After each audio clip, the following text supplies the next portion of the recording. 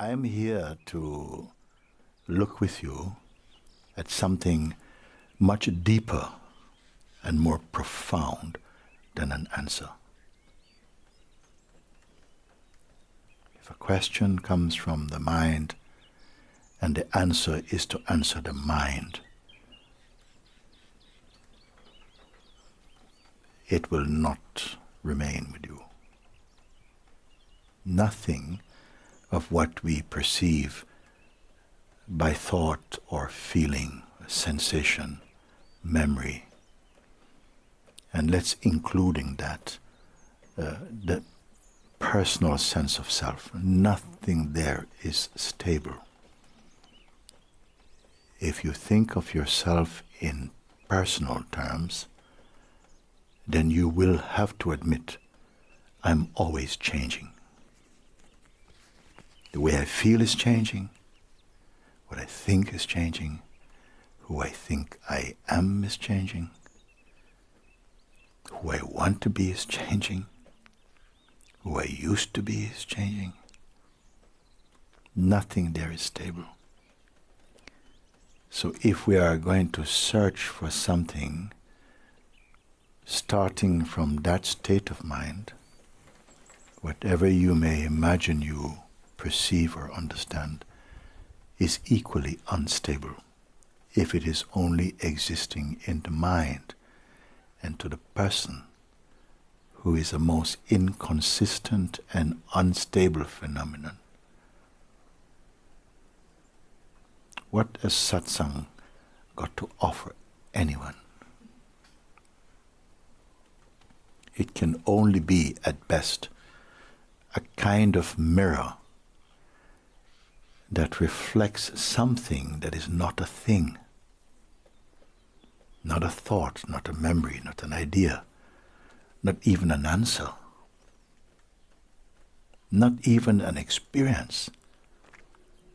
Because innumerable experiences we have had. Which one have we kept? They're all floating by like clouds passing in the great expanse of the sky. The person itself, until now or recently, has been placed in the position of a factual self, like this is what I am. This is what I am. But this I amness is not the true I amness. It is only a reflection of consciousness in the mind that is unstable. And this is why when you feel I am this and I am that, and it keeps on changing. So I am not here to address that state of identity because it is not stable. It is not even healthy. It is not well. It is not that which is eternal in us. So if satsang has any value at all, it would be that through satsang, through gathering like this meeting, this today now, already started, that somehow some deep recognition happens inside you of something that is beyond the world that is experienced in your mind. And I'm not trying to excite you for a great experience of awakening. Oh, not like that. Because if awakening comes in the form of a great experience and whoa, whoa, whoa, whoa, and we're rolling on the floor and singing hallelujah and stuff, it will also pass. So don't cling to any desire like that. What I'm pointing, and hope that somehow it is recognized, is that which is always here. It doesn't belong to the mind, nor to dreams, or to desires. It is always stable. always complete, always harmonious, always content, always silent, always happy. And I will call that one's true being. If we are searching for an experience, it is not somebody's experience. It is here before the sense of the somebodyness that we take ourselves to be is formed in the mind. The idea we have of who we are is an idea appearing in the mind. What you truly are is before your mind. So I don't know at this point who will listen in such a way, not deep, deep, deep, deep, because the self is not deep, deep, deep, deep, or shallow, shallow. It doesn't exist especially on one dimension. It is a total.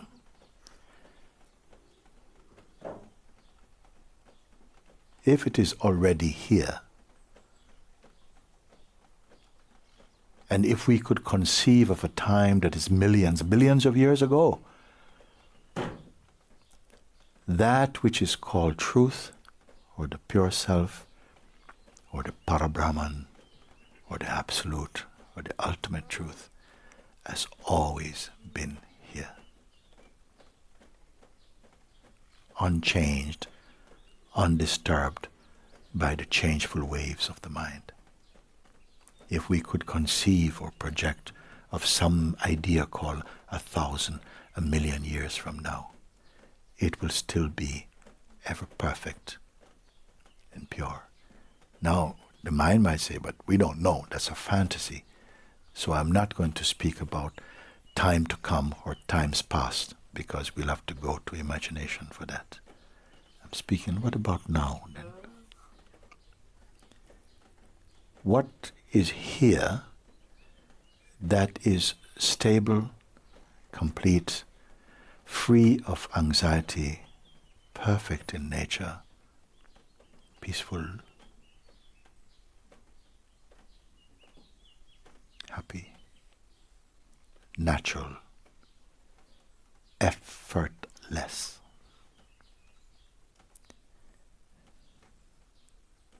I don't want to tell you more about it, because only by discovering it, not creating, it cannot be created, it cannot be found by some creative exercise or process, but by simple investigation, simple and profound understanding.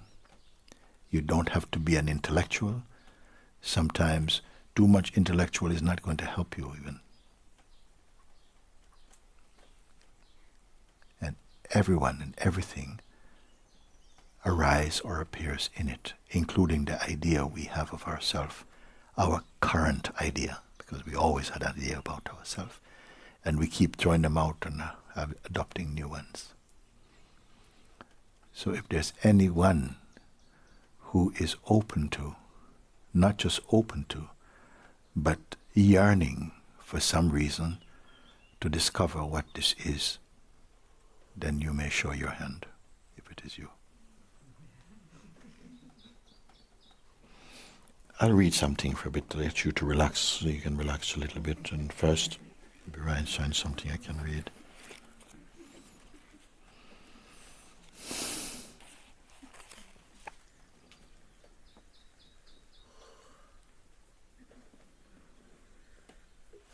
Okay, just a few words. Just listen, don't think for a moment.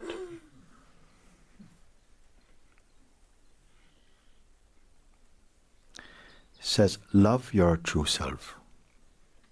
Love your true self, which is, we don't know. You say, love your true self. Well, is there a false self? Love your true self. If this was said as one statement, love yourself, love your true self, if we don't know where to start, what did it mean? So it goes on to say, which is naturally happy and peaceful and bright. Awaken is like a call. awaken to your own nature, and all delusion melt away like a dream. Is this a poet speaking here? Let's see. How much pleasure you take in acquiring worldly goods, worldly experiences. But to find happiness, you must give them all up, meaning don't be attached to them.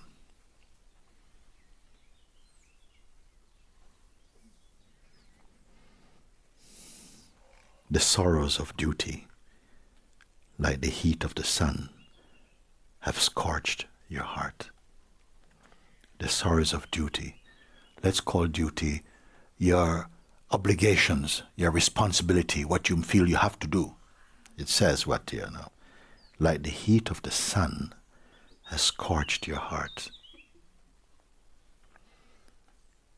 But let stillness fall upon you with its sweet and cooling showers, and you will find happiness.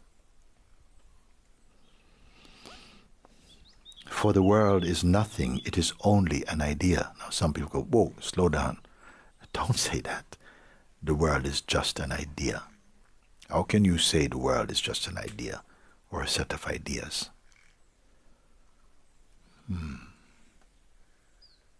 I said at some point, if you conceive of yourself as a person, which we all do at some point, then are you not always changing? Your thoughts are changing, mind is changing, feelings are changing, the place you live sometimes is changing, your family is changing, your relationships are changing, desires are changing, even memories are changing, our projections are changing, everything. Have you ever perceived anything at all which is not changing, including yourself? Take a moment.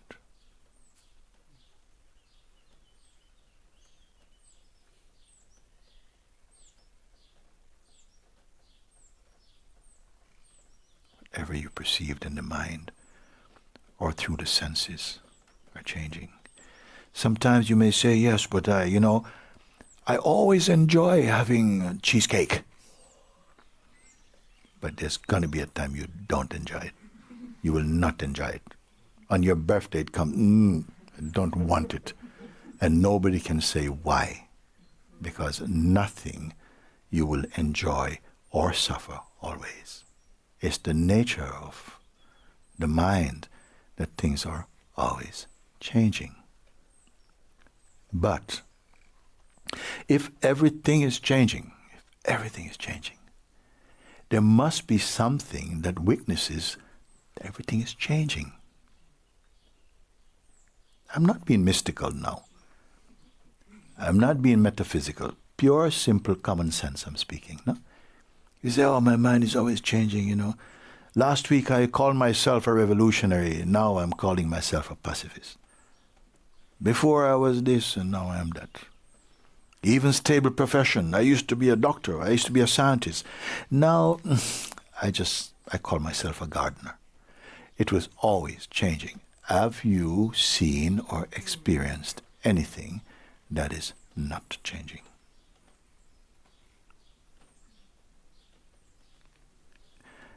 The world of the universal world, the manifest world, by law, is always changing. But something must be there that observes these changefulness. Even the most subtle things are changing. There's awareness of it naturally.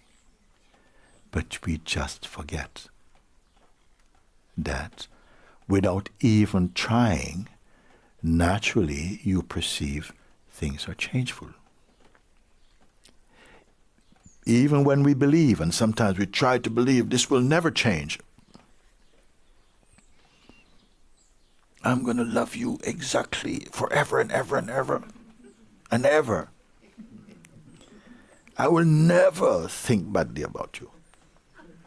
Yeah? Yes, in front of God I say this. I recognize that laughter.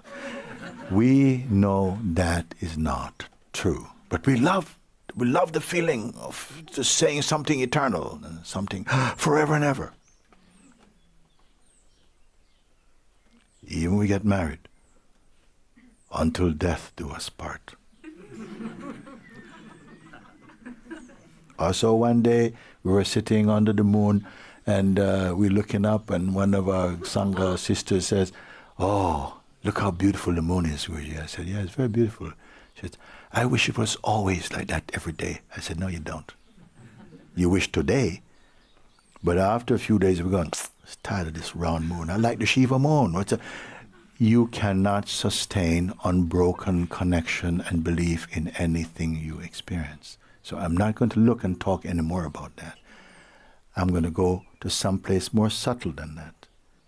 If all these things are changing and are witnessed to be changing, that which observes them changing must be, relative to them, not changing. Reflect. Supposing we see two balls on a string, swinging, swinging, swinging. Can any of them evaluate what is vertical? Everything is moving. So therefore, if one is moving, there must be something to say, well, yes, nothing is still, everything is moving.